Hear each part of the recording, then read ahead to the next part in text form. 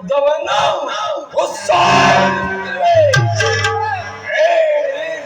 ಕೊಂಕು ಮಾತುಗಳಿಂದ ಈ ಭೀಮನ ಮನಸ್ಸಿನಲ್ಲಿ ಹಿಂದೆ ಆ ಕೌರವ ಈ ಭೀಮನ ಮನಸ್ಸಿನಲ್ಲಿ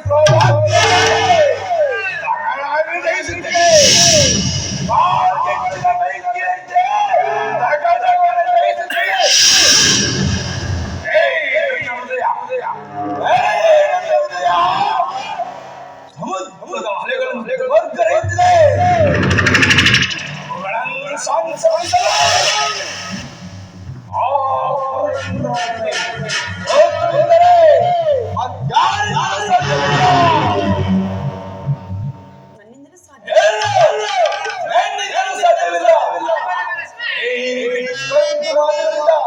ಮತ್ತಷ್ಟು ಕೆಲಸ ಬೇಡ.